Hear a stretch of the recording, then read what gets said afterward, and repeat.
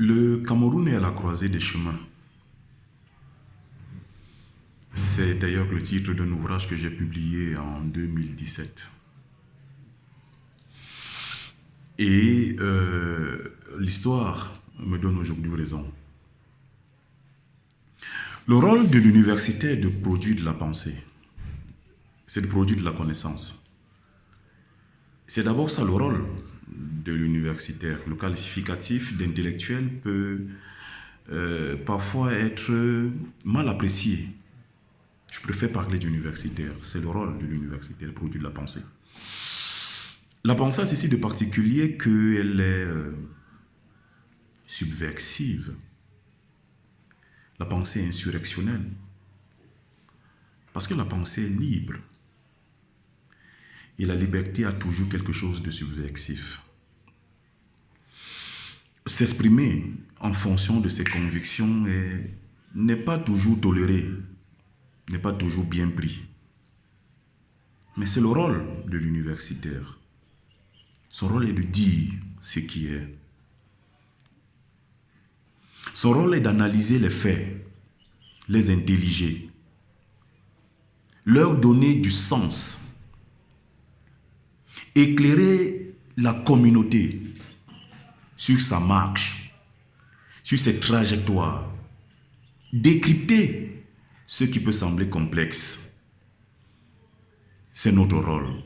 Nous sommes donc au service de la société. Nous sommes donc au service de la communauté. Nous sommes donc au service des nations. Nous sommes au service de la vie.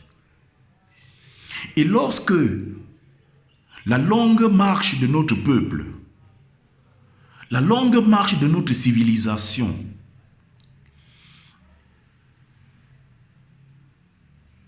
est entachée, est rendue précaire par les forces du mal, il faut le dénoncer. Il faut dire la vérité. Nous avons depuis trop longtemps pris congé avec la vérité. J'entends des directeurs de conscience qui s'élèvent ici et là.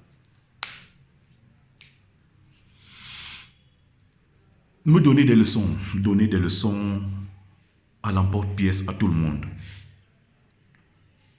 On peut se tromper. On peut tenir un propos qui ne soit pas tout à fait vrai. La vérité, quelque chose de complexe. On peut tenir un propos qui ne soit pas vrai. Mais on se trompe toujours. De bonne foi quand on est un universitaire. Ça part d'un bon sentiment, dire la vérité. Et dire que notre pays aujourd'hui se porte mal n'est pas être partisan de quoi que ce soit, sinon partisan de la vérité, partisan de la justice, et espérer que les choses changent. Le dire, c'est pas être partisan. Le dire n'est pas être anti-républicain. Le dire n'est pas être anti-patriotique. N'est pas être un anti-patriote. C'est pas... Le dire, c'est reconnaître simplement la situation précaire, difficile de notre pays aujourd'hui. Cette région sudiste sont dans une insécurité importante. L'Est, l'Adamawa, le Nord, l'extrême Nord, l'Ouest, le Sud-Ouest, le Nord-Ouest, une partie du littoral. Quand nous vivons à Yaoundé aujourd'hui et à Douala et que nous sommes plus ou moins à l'abri, pour combien de temps encore nous devons nous soucier de nos frères et sœurs qui sont dans des situations extrêmement précaires aujourd'hui. Notre pays se porte mal. Le niveau de gouvernance, l'irresponsabilisation de ceux qui dirigent. Notre pays, malgré son potentiel et ses richesses, se porte mal. Le dire, c'est simplement reconnaître la vérité. Mais il faut garder espoir. l'espoir en temps de peste. C'est le grand défi. Il faut garder espoir. Notre pays est à reconstruire et nous sommes tous responsables de la situation que notre pays traverse, moi y compris. Peut-être moi en premier lieu, en premier chef. Nous sommes tous responsables de la situation de notre pays. Ce n'est pas une affaire de Bamileke, ce n'est pas une affaire de Bassa, ce n'est pas une affaire de Wondo, ce n'est pas une affaire de Boulou, ce n'est pas une affaire de Baya, ce n'est pas une affaire de Peul, ce n'est pas une affaire de Fulbe, ce n'est pas une affaire de Mandara, ce n'est pas une affaire de Kaka, ce n'est pas une affaire de Maka, c'est une affaire de Camerounais. Le pays se porte mal et nous sommes tous responsables. Il n'y a pas d'un côté les bons et de l'autre côté des méchants. Nous sommes tous responsables, certes à des niveaux différents. Mais nous sommes tous responsables. La haine, c'est nous. La méchanceté, l'intolérance, la duplicité, le mensonge, la corruption, le vol, l'égoïsme, la félonie, la trahison, la roubladise, le tribalisme, la stigmatisation, la marginalisation. On peut citer. On se reconnaît tous dans ces fléaux. Et notre pays se porte mal parce que nous-mêmes, nous sommes malades. Nous sommes malades de l'intérieur. Nos paroles sont porteuses de venin. Elles ne savent que stigmatiser, elles ne savent que invectiver. Elles ont pris congé avec la vérité. Et notre pays se porte mal et nous en sommes là. Gouvernants comme gouvernés, nous sommes tous responsables de la situation de notre pays aujourd'hui. Et tant qu'on va continuer à jouer à l'autruche, à enfoncer la tête dans le sable, nous irons au-devant de situations encore plus difficiles que celles que nous traversons aujourd'hui.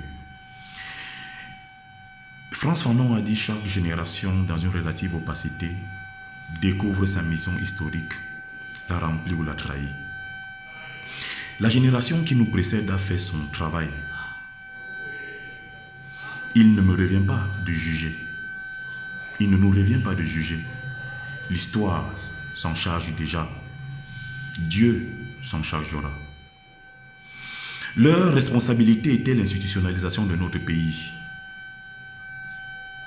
Cette génération qui a pris le pays entre ses mains depuis la période de l'autonomie interne jusqu'à ce jour, c'était une longévité extraordinaire. Il faut rendre grâce à Dieu pour eux.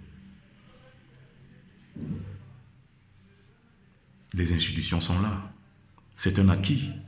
Qu'elles sont mauvaises, viciées, corrompues, il y a du bon dans ces institutions. Et il y a des choses qu'on peut sauver. Notre génération à nous, et surtout celle à venir encore, a un lourd mandat, a une lourde responsabilité historique. C'est de réussir finalement l'unité de notre nation.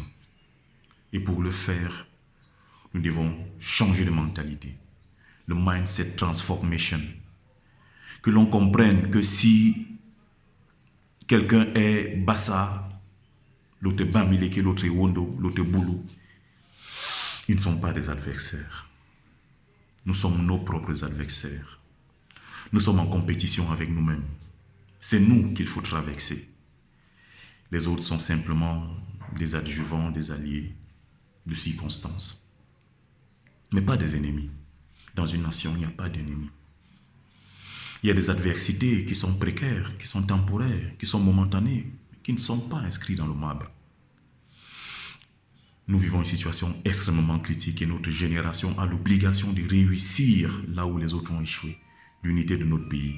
Mais pour ça, nous devons apprendre à nous tolérer, à nous pardonner, à nous accepter, à regarder dans les autres ce que nous sommes. Ce n'est pas une question de gouvernant ou de gouverner, c'est toute notre société qui est malade, qui est corrompue par le mal. Et le mal ne progresse que du fait de l'inaction des hommes de bien. Les hommes de bien ont pris congé. Ils ont pris la licence de s'évader lorsque la société avait besoin d'eux. Il y a 4 principaux responsables. La famille, les élites, les partis politiques et la société civile, et le gouvernement. Et donc toute la société. La famille qui tolère que l'on parle mal d'une autre ethnie pendant qu'on est à table. Le père de famille qui dit que je ne veux plus voir ce garçon Bassar là ici chez moi. Ce garçon Boulou ici chez moi. ce garçon Bamileke ici chez moi. C'est dans la famille. C'est dans la famille que ça commence. On sème les graines de la haine et de la division, c'est dans les familles. Ensuite, les élites qui instrumentalisent le fait ethnique, le fait tribal. On ne choisit pas son ethnie, on ne choisit pas, je n'ai pas choisi d'être Bassa, d'être né Bassa et d'avoir perdu tous mes grands-parents, toute ma famille. Dans le maquis, je n'ai pas choisi ça. Ça m'est tombé dessus, c'est un drame que je subis aujourd'hui. Je n'ai pas fait un choix d'être Bassa. Et les élites instrumentalisent pour leur position personnelle, individuelle, pour leur choix de vie, leur calcul mesquin. Ils instrumentalisent le fait tribal parce qu'en réalité, il y a deux tribus. Il y a ceux qui mangent et ceux qui croient qu'après avoir mangé, les autres se rassasient. Il y a ceux qui mangent et ceux qui ont faim. Troisièmement, les partis politiques et la société civile qui ont démissionné. Ce travail de veille, de vigie, de solidarité, de création de liens, de renforcement des liens, de recherche de sens pour nos démarches collectives. Ils ont démissionné. Enfin, les gouvernants qui ont lamentablement échoué. Parce que les politiques publiques, aujourd'hui, sont un échec. La morale a foutu le camp. L'éducation est globalement un échec.